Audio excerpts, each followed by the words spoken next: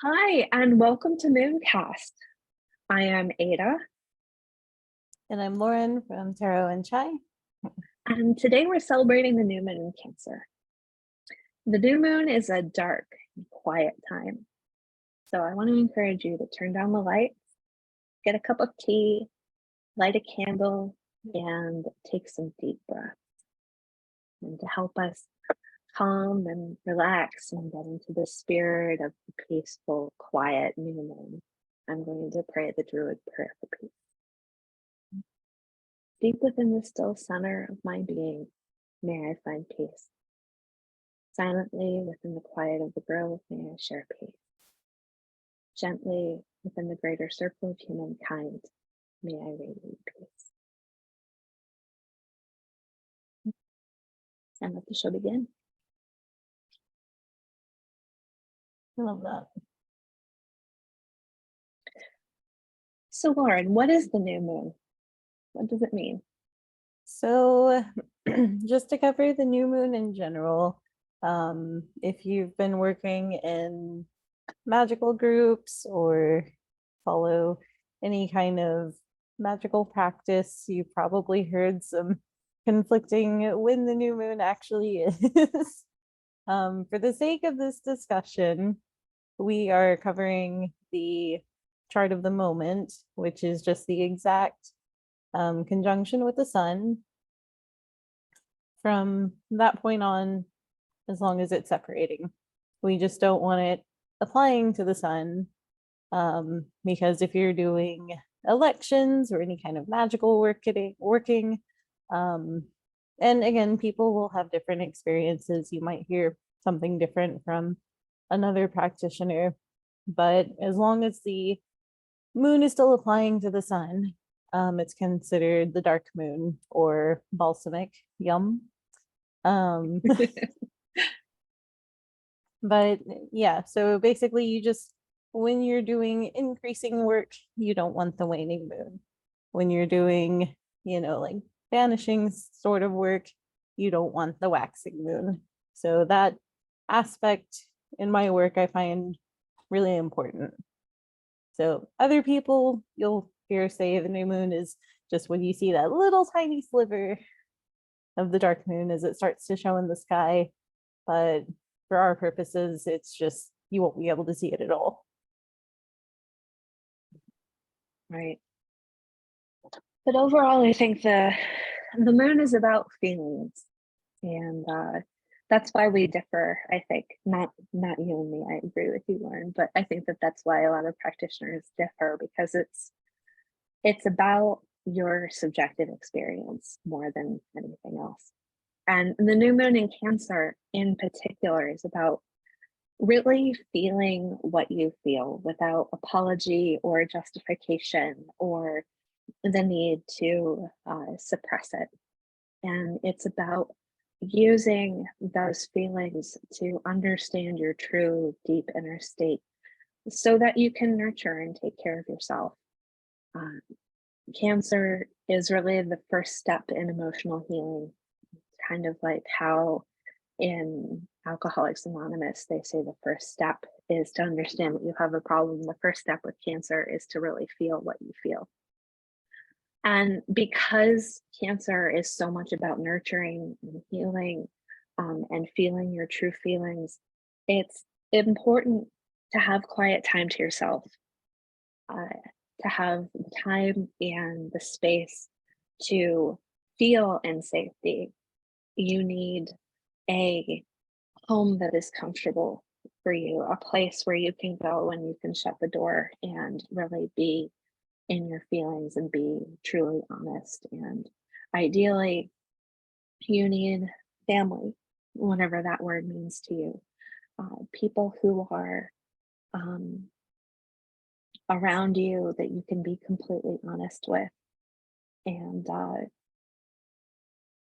hold you metaphorically or literally as you feel your true feelings. So that's where we are right now. We're at a new beginning with all of these different Cancerian areas. if you have problems with any of these things, this is a good time to set intentions that will move you in the direction of being in a position where you can authentically and safely feel what you're feeling and authentically and safely begin to heal yourself emotionally and be in a home and have a family that is able to be with you and nurture you and care for you in that way. So, Mhm. Yeah, so with this new moon, I think, well, actually, I want to kind of pull in our Discord conversation from earlier today a little bit as well. Was it Nancy that was talking about someone was talking about the full moon in Cancer feels that we get around December. Who was oh, that? that was Lanya, I believe. Okay. So one of the things that I feel like people don't talk about when we're following the moon through the signs is that you are, if you've, I mean, obviously with these kind of lunations, we're working on opposite ends of the spectrum between the new moon and the full moon. But as you start to track the phases, in addition to the signs, you'll get those feelings of either increase or sometimes decrease. Um, so with the new moon, it's kind of like you have a little bit of both of those. So we're in this, darkness where things are, like you said, you're planting seeds, they're starting, things are going to start to come to fruition, but it's just the very earliest stages. But that darkness also gives us protection in a way, as it protects things and hides things that can't necessarily see in the dark. So that also gives us some space. But when we talk about that journey to the full moon, someone was mentioning earlier, they just really like the feel of it. You have the opposite, sometimes it's a problem. But I kind of like the feeling of that December full moon as well. It's that warm kind of buzzy feeling that you get when maybe you're slightly overloaded, but it's not really a bad thing. You're just kind of sitting in good feels. Yeah. Um, and so that's the kind of journey that we see through these lunations. And with the new moon, that leads me into my story about what I've been doing lately. Um, and so this past full moon, I had all sorts of stuff come up, and I was on absolute complete overload with all of these things that were coming up. And I had completely, forgotten about the shift that we had coming up. I wasn't looking at transits, I wasn't reading any of the, horoscopes or anything. I was just trying to see how I could incorporate all these things. Now, when I get to that point, something has to go. In this case, everything had to go. So Oh, I I kind of just archived all of my files, archived, all of my projects, and just started with a completely blank slate where I was, yes, exactly. Yeah, Jay says, Cap Saturn said eat. Um, and so yes, that happened. So now I'm just very slowly starting with that clean slate, and pulling just the things that I'm actively working on. So it does have that space and just room to breathe. And subsequently, did the same thing with my apartment. Um, it was just this really interesting,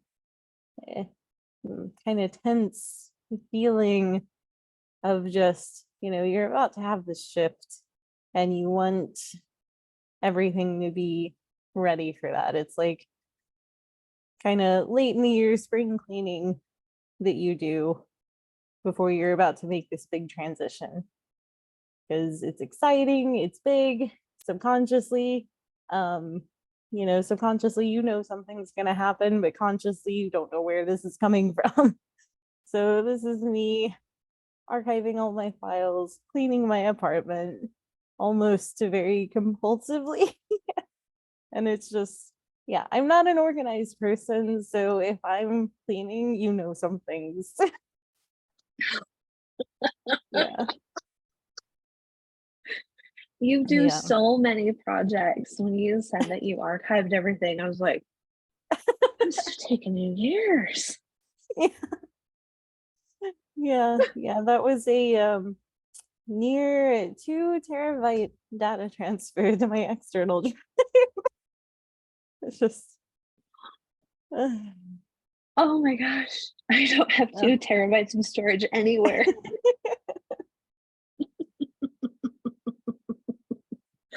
I had that song stuck in my head earlier today because I don't know where that came from, but I just had that stuck in my head for some reason. I think you have It's the End of the World as We Know It stuck in your head because you intuitively know what I'm going to talk about, even though I didn't know what I was going to talk about until about 15 minutes ago. Oh, goodness. That's my story about how things have been going lately. Lots of lots of house cleaning, both mentally in my physical space and also my digital space while we're at it, because why not? Sometimes you have to clean house in order to have a home that you love, I guess. Yeah. How very Marie Kondo of you. So, what is special about this new moon in particular? We've talked a little bit already about what it means for the new moon to be in Cancer, but every new moon is unique, not just because of the sign that it's in, but also because of what else is going on in the sky at the same time. And this is an incredibly interesting new moon. There's a lot going on.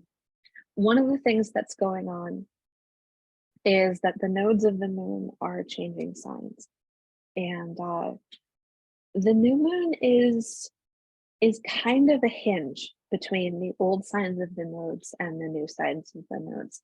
The new moon was happened when the nodes were on the cusp. They were moving from Taurus and Scorpio to Aries and Libra because the nodes moved backwards to everything else. And what it means when something is square the nodes is it represents a skipped step in your journey in some way. So over the last 18 months or so, we've been in a place where whenever there is a choice between Taurus and Scorpio, the right direction to go in, just in these 18 months, was in the direction of Taurus, and the wrong direction to go was in the direction of Scorpio, which, as somebody with a Scorpio stellium, that was incredibly difficult for me because my default settings is often to go in the Scorpio direction, even though I have the sun in Taurus. And I constantly had to find myself going, nope, this isn't the right time for this particular thing. So what that means in particular is we were in a time where when you had some time alone to yourself, the wrong thing to do was to kind of like sit and work on your stuff and do the kind of deep introspective journaling where you're like pulling all of your wounds out of the closet and like sorting through all of the painful photographs and doing self psychoanalyzing. None of these things are good, or none of these things are bad in and of themselves, but we were in a time where we were coming out of COVID and we had been doing a lot of scorpionic work. We had been facing the dark side of existence. We had been seeing the dark side of human nature. And what we needed was not to use our introverted alone time to pull up more stress, because healing is stressful. Even if it's necessary, it's still stressful. What we really needed was to have a cup of tea, even if it's actually water, and just give our bodies the chance to spin down and heal. We needed to be in a somatic healing space as opposed to a psychological healing space. And what we're moving into is a very, very different season. Because last season, very Martian things, Scorpio is ruled by Mars, were the wrong answer. But we're switching signs, and Aries, which is ruled by Mars as well, is the right answer. So we're moving from into a time where familiar relationships and especially the familiarity of traumatic relationships. This is not the way to go. This is shadow Libra, the sticking with the familiar, your familiar people. It's the fact that when trauma is the thing that is familiar to you, you will be attracted to repeating that trauma because it feels comfortable. And the rigidly sticking in roles so that society is able to function seamlessly with everybody knowing their place and all being orderly. That stuff is what we want to be avoiding right now. And we want to be moving into a place where there's a lot more focus on the individual and authenticity, and a place where the conventional rules are stripped away. And when we're interacting with people, we're not interacting with them as mother or father or senator or doctor, these roles that we play in the world. We're interacting with them as Ada and Lauren and the people that we are meeting them face to face instead of mask to mask. So these are the nodes, and the new moon is in a place where it represents a skip step. And what this means is, for the next 6 months in particular, but probably the entire time the nodes are in the signs, the new moon is kind of a stepping stone that helps us to move from that Libran place to that Aries place. And one of the ways that it does that is being in a place where you are masking and interacting with people through roles and on a surface level, requires you to not be in touch with your feelings. It requires you to not be in a Cancer space. There's a reason why Libra and Cancer are square to each other. It's because you can't have the unbridled, authentic expression, well, not expression, but feeling of emotions in Cancer at the same time as you can have everyone poised and dressed up and sitting quietly and clapping quietly at the opera, like in Libra. And so feeling those authentic feelings helps you to move out of that Libra space, because it breaks the decorum. It breaks you out of the script. So that's one of the stepping stones, but there's another one as well, because this new moon is opposite Pluto. And I saw on social media today, I think it's Bad Pastor who said this, but I don't remember, and I apologize for not remembering my source, that this is going to be the last time the moon in Cancer is going to be opposite Pluto in Capricorn, or the new moon in Cancer is going to be opposite Pluto in Capricorn. And Pluto in Capricorn is interesting because we've been experiencing Pluto in Capricorn since 2008, and it had moved into Aquarius, but then it moved back, almost as if there was unfinished business with Pluto in Capricorn. And having Pluto in Capricorn square the nodes means that there definitely is unfinished business. Pluto in Capricorn is a skip step. And the unfinished business, or at least part of it, I think, is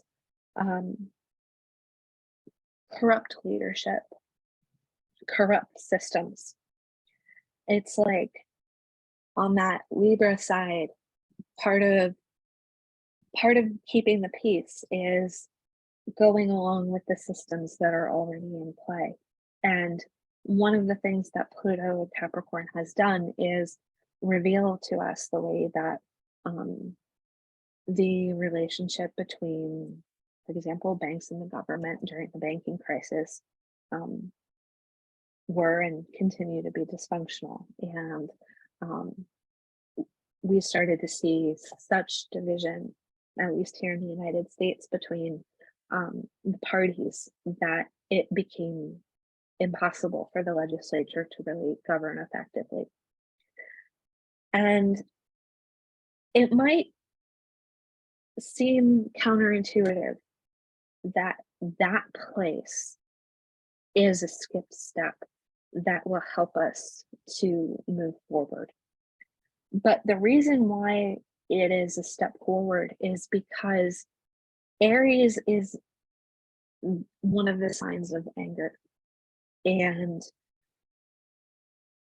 if we are going to move out of the peaceful masking and good little role playing of Libra, one of the things that needs to be awakened in us, one of those true feelings that needs to be awakened, is anger. And it is only by looking at the creepy crawlies under the log that Pluto has rolled over that we are going to be able to access the energy of anger that Aries wants us to have in order to move forward. So it puts us in this really interesting position for at least the next 6 months, where we've got what is called a cardinal cross, which means that there is a lot of tension and difficulty navigating this journey from Libra to Aries. The process is messy. It involves choices where you can be authentic with your feelings, or you can clam up and do the thing that is acceptable. There are times when you might get so lost in the corruption and the feeling that everything is on fire that you can't even feel angry because you're overwhelmed. And this cardinal cross is a difficult place to be, but there's an escape route that is going to be active during this time as well. And that escape route is the fact that this new moon is making easy aspects between itself and Uranus and Neptune. It's going to be sextile Uranus and trine Neptune. And those planets together in the signs where they are represent a spiritual revolution. But the revolution of Uranus and Taurus is not the revolution of walking through the streets waving torches. The revolution of Uranus and Taurus is the revolution of John Muir, the revolution of leaving the city and going out and communing with the trees and reconnecting with nature. The revolution of Neptune and Pisces is the reconnection with the idea that we are all connected to everything, even the very angry orcas.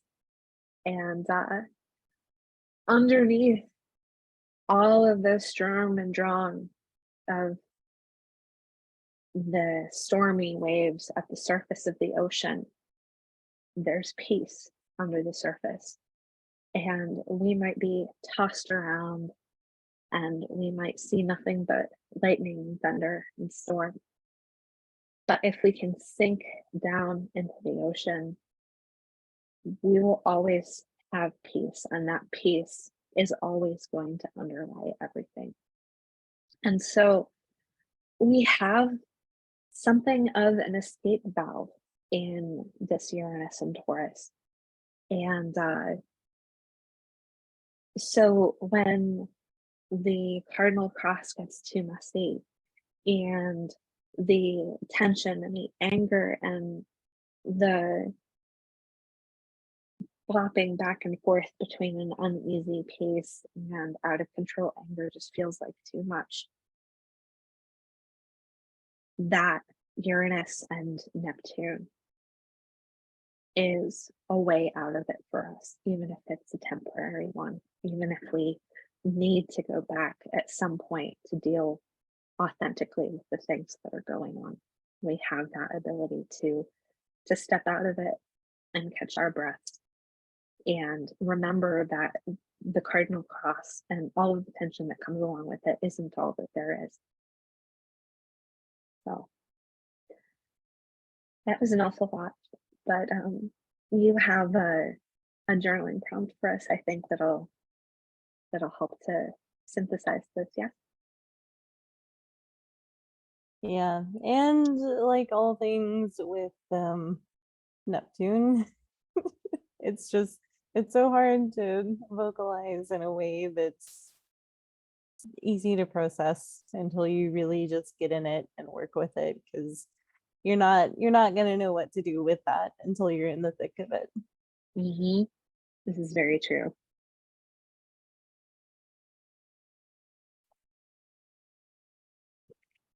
Okay.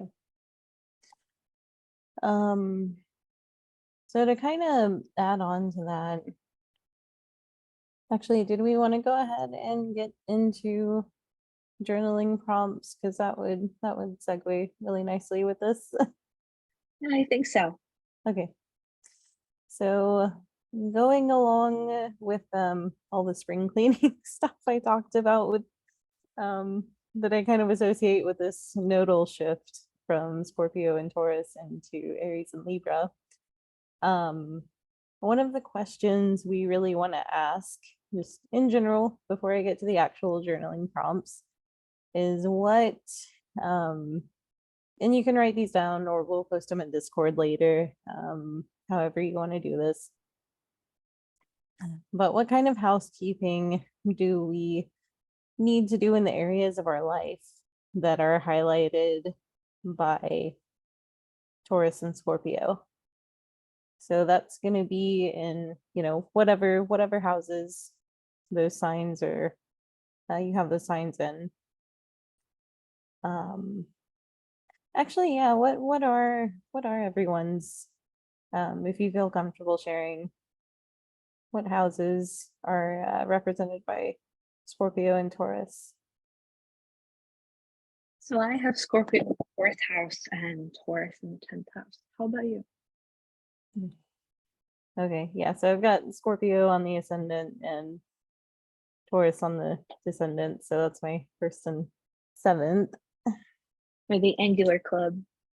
Yes. I'm curious what your answer to this prompt is. Like, how do you feel like you need to be cleaning up in the Scorpio and Taurus areas of life? So mine ended up being very leaning on the 1st house side of things, which I blame Pluto for that because I've got Pluto in my 1st house. So it's always the place where I end up doing the most digging when it comes to trying to figure out what I need to dig up and assess. Um, so yeah, the what that looked like for me was I kind of revived my journaling, shadow work, whatever you want to call it. Um, but I think I filled up an entire 5 subject notebook in the span of like just a little bit over a month of just all the stuff that I was kind of picking out and just being like, do I really want to keep this around or do I want to change this? Um, but that first 7th balance has always been kind of interesting for me. Because the way my 7th house usually ends up expressing itself is through business partnerships. Um, Mm. and to be completely honest, a lot of them have not been serving me. They've been, Oh. serving more the other person. And yeah, they're just, maybe they did at one point, but it's time to kind of move on from those. Um, but I've got that tight Mars and Pluto opposition that kind of goes head to head a lot. So Mm. yes. You definitely came into the world playing hard mode, I think. Okay, So here we we've got go.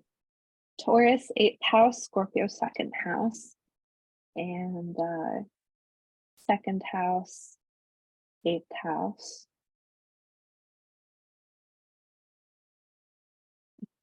Interesting. Interesting.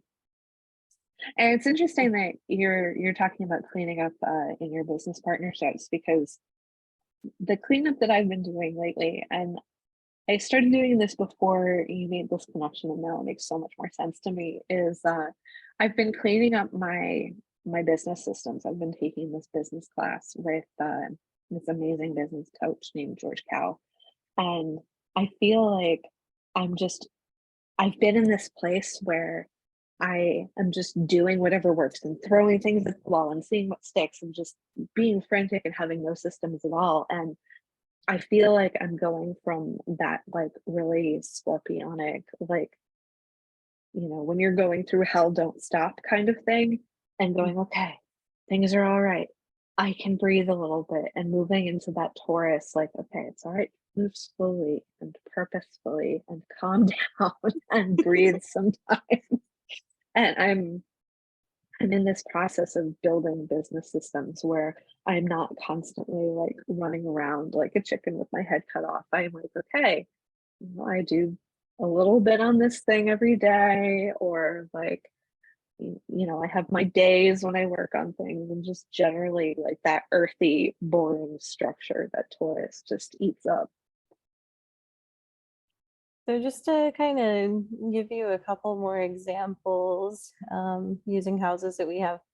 Oh, we have a lot of very similar houses today. You Um, do. and Nancy's also 1st and 7th. Um, yeah, so the 1st and 7th, like I said, the 1st house could be just some shadow work and thinking about the things that you're doing or things about yourself that you're not necessarily in love with. Um, things that you want to change, things that you want to clean up, that are related to self. That could be appearance with it being on the ascendant. It could be how you approach people. It could be, yeah, especially one-to-one interactions. Like that's something, especially after COVID, that has seen a lot of change. So maybe you revisit how you want to make those one-to-one connections with people. With the 2nd and 8th, that could be, well, that one's to me just resources across the board, whether they're yours or other people's. Mhm. One, you could think about cleaning up personal finances.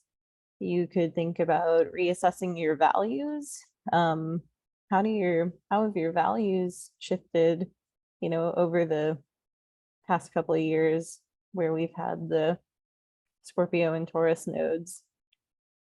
And actually, one of the things I like to do, and I think we did this in Oh my goodness, Chris Ann's class, the lady who did the light seer tarot.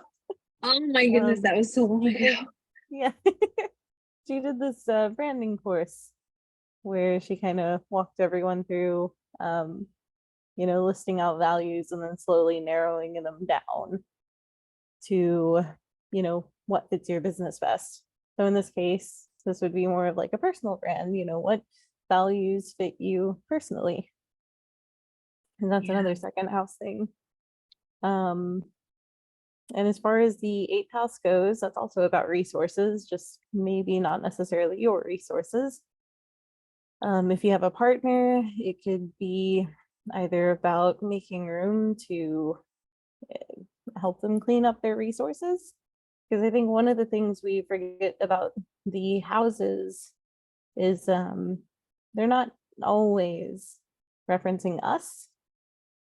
So a lot of people with like a second house emphasis, I see that a lot in people who help other people with finances. And sometimes when they have like crazy bad transits through the second house, it's not always about them, but there's some financial crisis, tied to someone that they're close to or something. But it's in their life, just not directly related to them. Definitely reassessing a lot of values, rebranding slowly. Yeah. Yeah. So I think that's a good thing to journal about. But yeah, so just if you want like a general prompt, just think about the spring cleaning you want to do in the houses of Scorpio and Taurus. Now to get into the slightly more complicated side of this, I initially wanted to, because like one of the things I usually do for the lunations is I'll come up with like a list of journaling prompts that kind of fit the sign. And we did that for the calendar last year. Just 4 or 5 questions that fit the sign, but I'm not doing that this time. Instead of making you come up with the questions. So there is a book I've been rereading for the 3rd or 4th time this year, called Second Brain.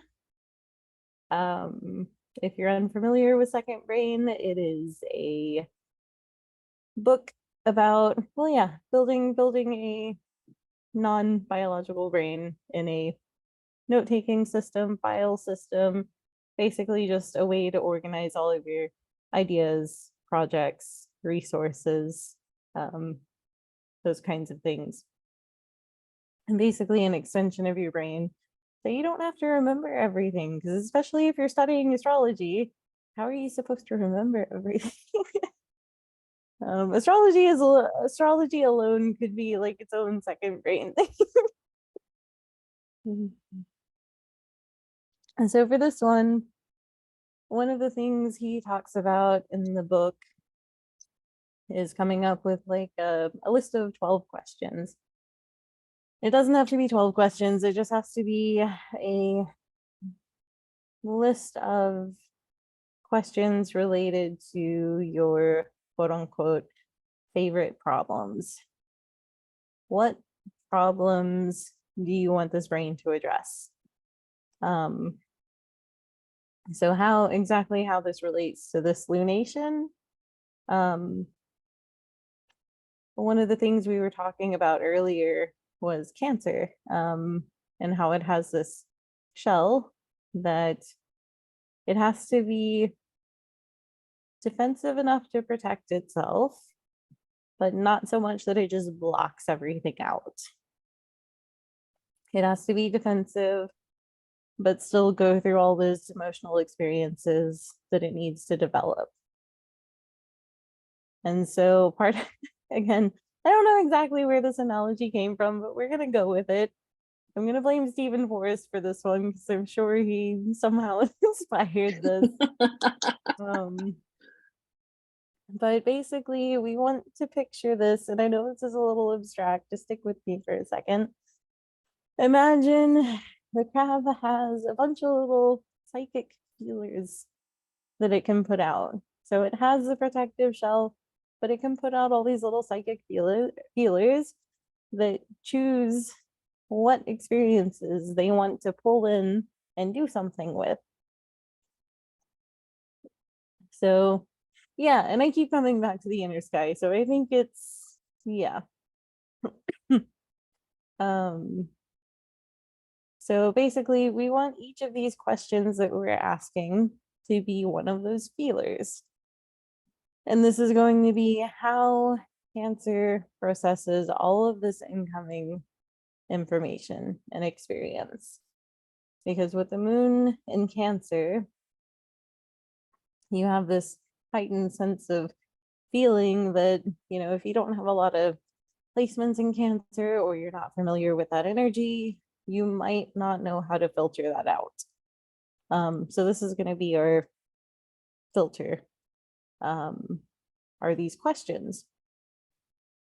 So basically, come up with a list of questions that address the biggest problems you want to solve. So if we're talking about the 1st and 7th house, maybe one of those questions is health related. And this is me going on the vitality association of the 1st house, which might not always be the common one. I don't know. I hear a lot of 1st and 6th house stuff, but for the purposes of this, we're going with 1st house vitality. What's something you can do? I would ask, what can I do to improve my health?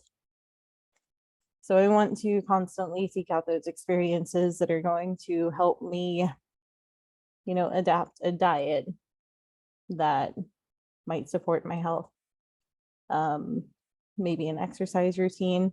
Maybe it's more of a mental health thing. Maybe it's some kind of, with this particular bit about having to deal with the health related things that causes a buildup of mental stress. So maybe you need better systems in that area.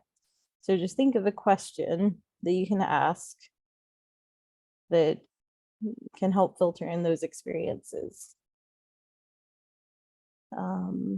Yeah, and it can be, I think it says 12 questions in the second brain, but it can be however you feel are appropriate. Maybe you just want to work with those 2 houses that the nodes are in. 2nd and 8th house, again, could be related to personal finances, values. What could I do to better support myself? How do I want to make sure I stay in alignment with my values? What kind of work aligns with those values? Those kinds of questions. So just come up with this list of questions. And I would do it for both the signs that the nodes are leaving and the ones that they're going into. So you could do questions for both of those and then reassess where you're at with Aries and Libra a bit later. So, but if that's unclear, ask questions, because I know that's kind of I can't just tell you to read the book right now. No, though I definitely think that you should. I discovered it for the first time this year as well, and it has absolutely blown my mind. Yeah, Okay. so if you just want to take a few journaling prompts, it doesn't have to be, I would do it while we're still fresh with this shift into the nodes, while we still have some of those Scorpionic and Taurian experiences with us. I agree, for sure. Awesome. So I'm going to transition us into a very different mode and tell a story about my experience over the weekend with the moon moving into Cancer. This I love lunations that happen at the end of the sign because I get some time before the lunation is exact to kind of feel into what the theme of the lunation is. And on Saturday, was it Saturday? I think it was Saturday. The moon had just moved into Cancer, and my family decided that we were going to drive across town to Grandma and Grandpa's house, and we were going to leave the kiddo with her grandparents so that my husband and I could go on a date. And we expected a little bit of drama because the forecast for the day said that it was going to be in the upper 90s, which is something that Oregon is not especially used to. Pretty much all of the buildings that are older than 10 years old are built for a climate where 70 degrees is considered to be extraordinarily hot, and that is just not what summers are like here anymore. So we were expecting heat. We were not expecting the kind of heat that we found on the way. We almost got to my in-laws' house, and we all of a sudden got this detour sign telling us that we had to get off of the highway. And normally when things like this happen, we know about it in advance because my in-laws tell us that the highway over here is closed or there's bridge work or something. They hadn't warned us about this at all, so we were all like, "What is going on? What's going on?" And it took us a good half an hour, 45 minutes to figure out what was going on because the traffic off of the detour was just so bad that we were stopped on the highway, just not able to go anywhere for a long time. And we had a dog and a 5-month-old in the car with us. And if you want to know what Cancer is like, spending an hour in the car with a very, very, very hot dog and a very, very hungry 5-month-old is the perfect lesson in what it is like to feel and express your true feelings. They were not having it at all. When we finally moved and we were finally able to see what was happening, we drove past this house and there was all of this billowing smoke and all of this intense heat. And it turned out right in one of the more dangerous periods of fire season here in Oregon, a house had caught on fire. And we found out later that the reason why the road was closed was because the house fire had turned into a wildfire, and if we had continued driving down the highway, we would have been driving past flames that would have been like right here on the highway. They just barely managed to stop it before it hopped the highway. So we managed to get through it, and we dropped the kid and the dog off at the grandparents, and we moved on our way. And we decided to drive out to the coast. And in Oregon, there's this really magical thing that you find in Northern California too, where it can be 90 or 100 degrees inland, but as you get closer to the coast, it gets cooler and cooler and cooler. And when there's an extreme difference in temperature, you find yourself driving into this fog bank, and it's foggy evergreen trees, and it's quiet and still, and there are no houses and no people, and it's just the epitome of quiet and rest. It feels like winter. And as we were driving along, I looked up at the trees and I was breathing in the forest air, and I found myself saying, the trees don't know that the world is ending. And as I was thinking about this new moon in Cancer and this whole relationship between this tense cardinal cross that we've got, all this fighting back and forth, and the Uranus Neptune easy aspects, I realized that this is the perfect metaphor for the ability to sink down into peace, the revolution of nature and presence in the moment. This ability to drive out of the heat, to drive out of the inferno and into the cool fog where the trees don't know that the world is ending. And it reminded me of this poem by Wendell Berry called The Peace of Wild Things. He says, when despair for the world grows in me, and I wake in the night at the least sound, in fear of what my life and my children's lives may be, I go and lie down where the wood drake rests in his beauty on the water and the great heron feeds. I come into the peace of wild things who do not tax their lives with forethought of grief. I come into the presence of still water, and I feel above me the day-blind stars waiting with their light. For a time, I rest in the grace of the world and am free.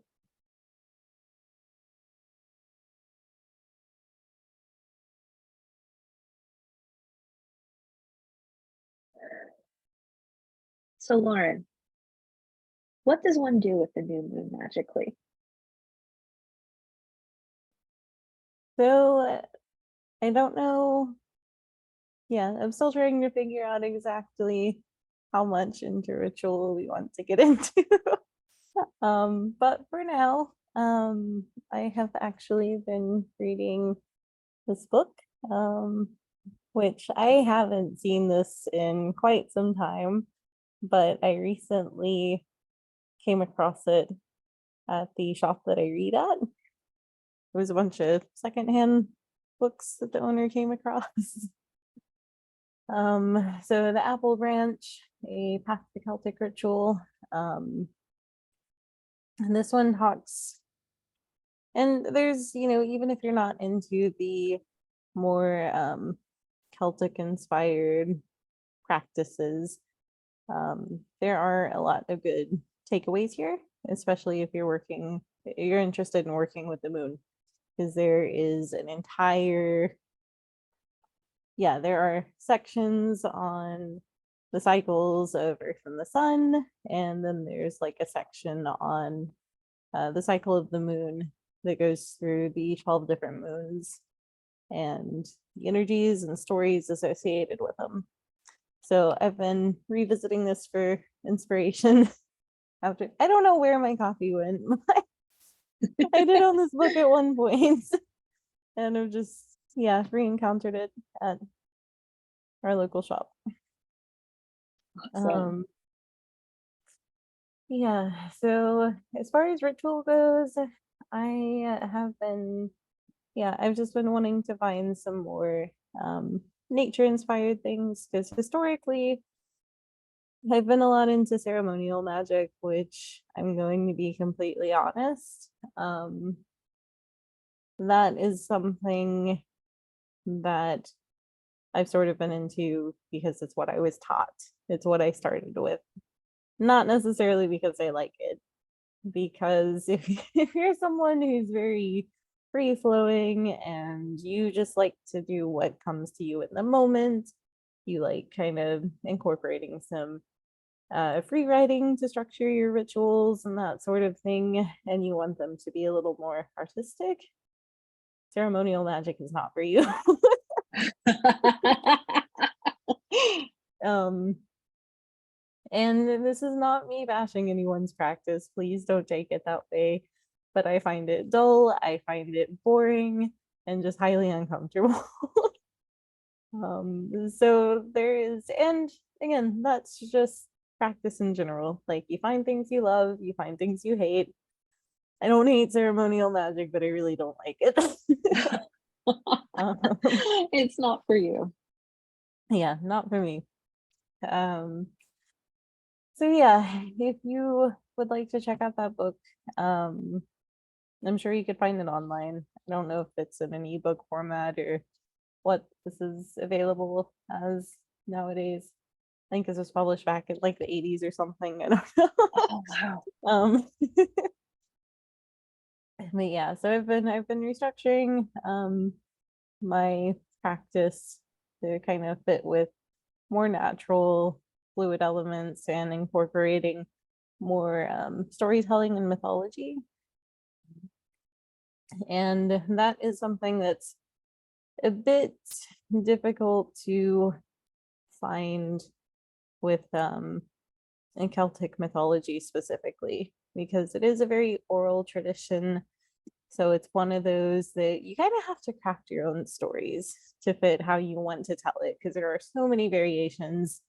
And obviously all mythology has that to some extent, but Celtic mythology being an oral tradition specifically has the most variation of anything I've studied.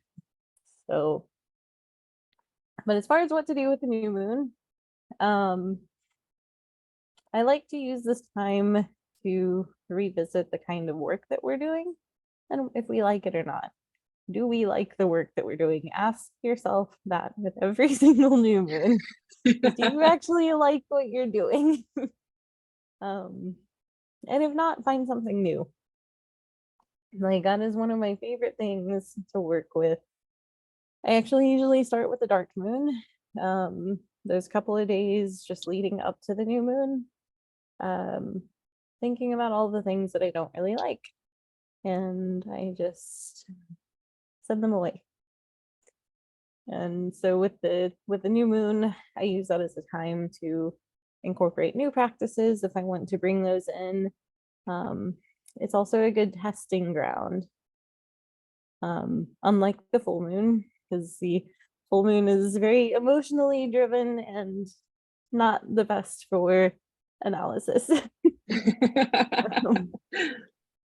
And so when we have the darkness of the new moon, we have the heightened sensitivity and perception and things to really get a feel for what's going to work for us, especially when we're not dealing with the flood of emotions that sometimes comes with those full moons, especially if it's hitting placements in your natal chart. So yeah, but in general, the new moon is good for if you have a new project you're going to start, doing some work to kind of set the foundations for those. I always believe in magically backing those as well. We've actually done a few group rituals lately to try and get some local projects going that have been a little stagnant. The last one worked a little too well. We got more than we bargained for. That sounds like a story. Yeah, story for another day. OJ says Stephen has noted that Cancer is connected to myths, stories, and narratives we tell ourselves. I like that.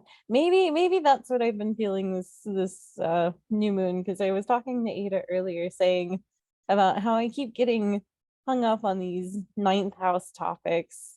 That's like, oh, Ovad and Druidry and mythology and all this ninth house stuff that doesn't quite fit into this lunation, but I'm just getting this flood of ninth house stuff.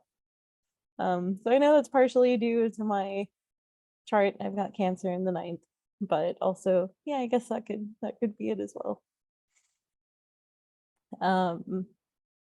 So yeah, anything that needs foundation is good new moon work.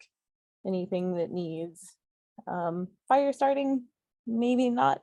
Cancer would for the I don't know, Cancer's not much of a fire starter, but yeah, the new moon is a time to kind of get that extra little fuel you need to get things started. Lay the foundations, get things started, develop new practices. Yeah. Oh, not work.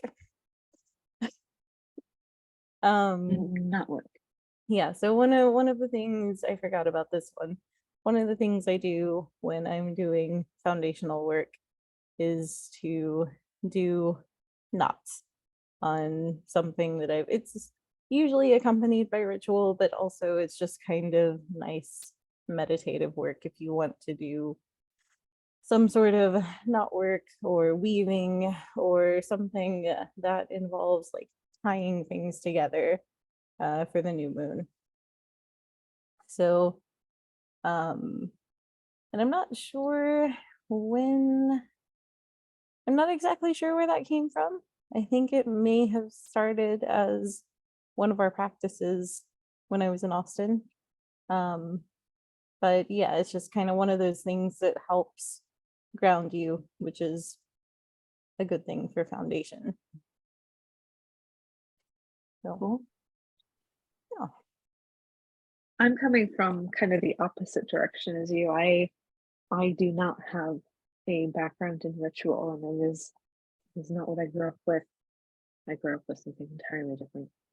Um, so my background with magic is very, very informal and intuitive and doing what makes sense to me. And something that I have built over the years is this um, awareness of the connection between new moons and full moons in science.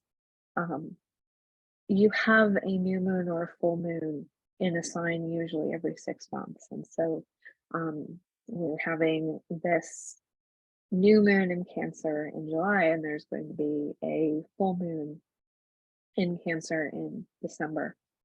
And something that I've noticed is that there are seeds that are planted during the new moon that start to sprout, or depending on the life cycle of the thing, start to fruit under the full moon in the same sign.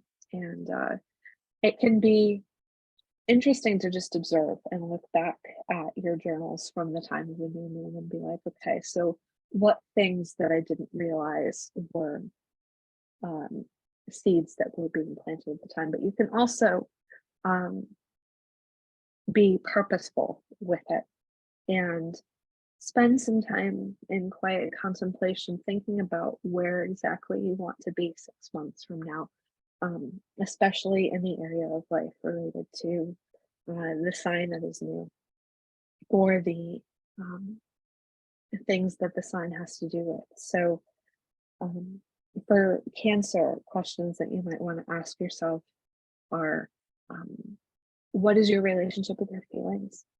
And what new emotional habits do you want to start? How can you create a life for yourself in which you are more free to authentically feel and express what you're feeling? What is your relationship with self nurture and self care? How can you do better at nurturing yourself? What are your emotional wounds? And what do you want to do to heal from that emotional wounding?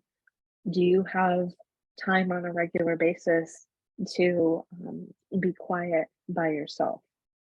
Is one of the changes that you need to make, building that kind of solitude into your regular schedule.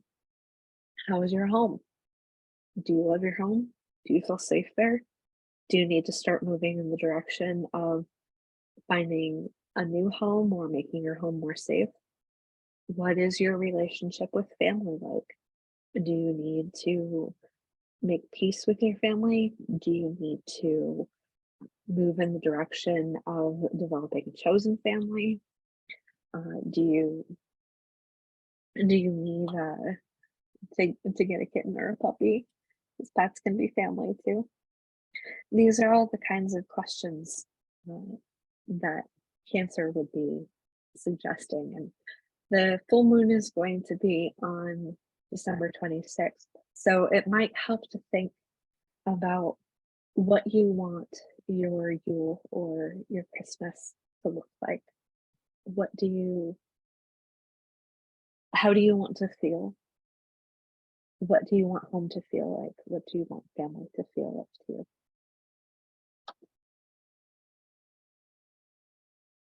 So I think that we talked about you pulling some cards for me. Is that something that you want to do? Yeah, let me, oh my goodness, excuse me. Please no dying. It would be embarrassing if you died on the podcast. I wouldn't know what to do. Yeah, so one of the things I like to, I do like to do all of my divination during the new moon. Again, for that kind of reason of being in the dark and having heightened senses, and also not the influx of emotions. So if you'd like, even if it's just for a few minutes, you don't have to have a spread.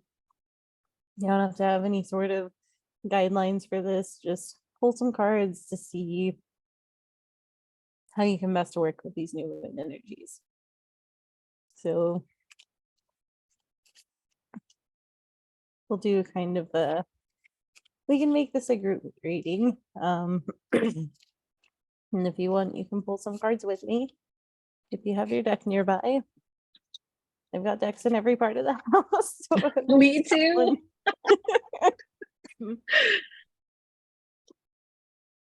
And I'm an astrologer. I have no excuse.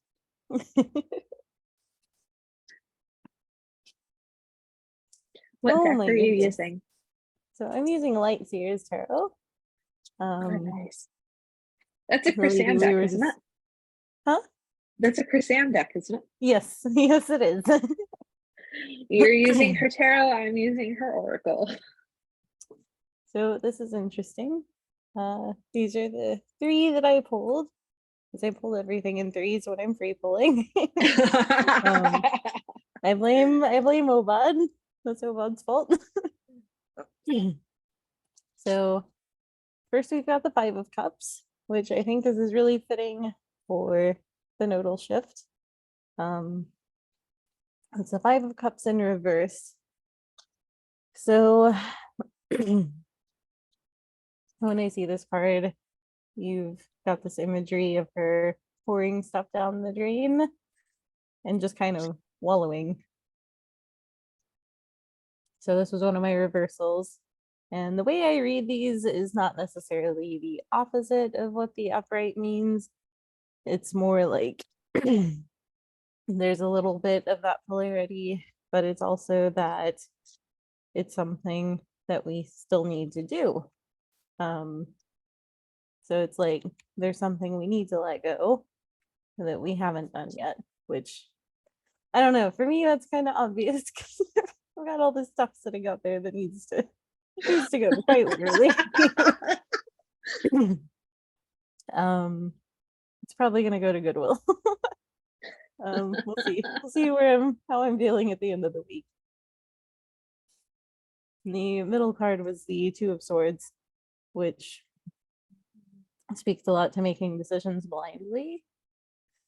When we think about and again, that's another perfect new moon thing, because you are making your decisions in the dark a bit. So we kind of have that blindfold on, and we're very much in sensing mode, which isn't something that's always associated with swords, but swords can be, I mean, in this card, you kind of have to be intuitive. You have to have that sensing, instinctual, going forward, because you've got a blindfold on. So that's about picking and choosing, making choices on what you want to move forward with. And the Sun reversed, which I kind of like that we have the 2 reversals on either side of this. Because this is the order I drew them in. So the Sun is on the other side of this 5 of Cups. So it's like these are the 2 things that you're kind of balancing and weighing your options. So with the Sun in reverse,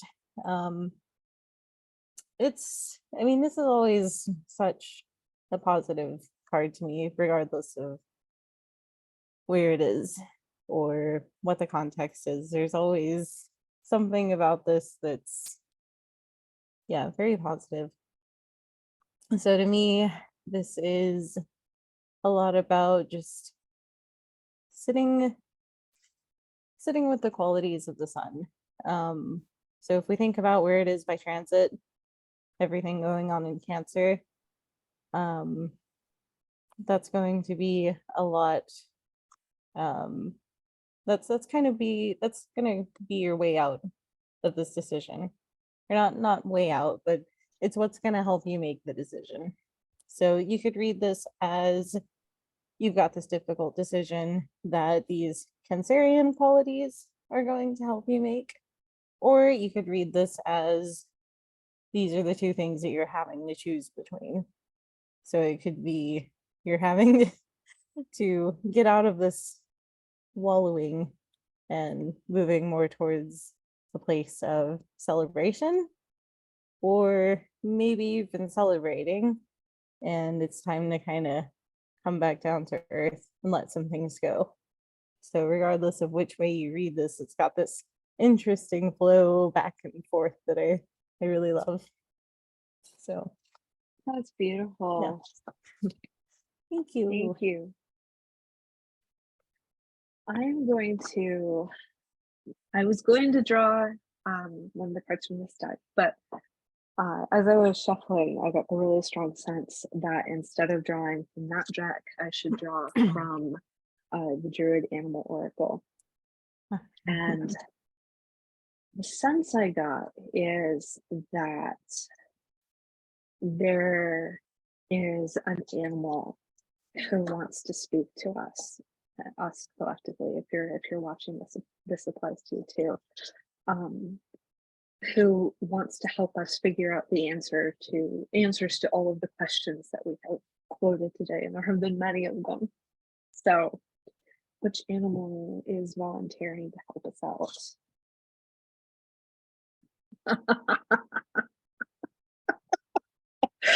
Okay, so if you're watching the video, you'll see that there is a sticker on this card that says Sledgehog, and it's a picture of a hedgehog going down a hill on a sled, and it's wearing a Santa hat. So one of the things that I love about the Druid Animal Oracle is that if you have animals that are important to you who are not represented by the deck, you can like draw or put stickers on a few of the blank cards that they've provided. You can put it you can put it in your deck. And for me, hedgehogs are an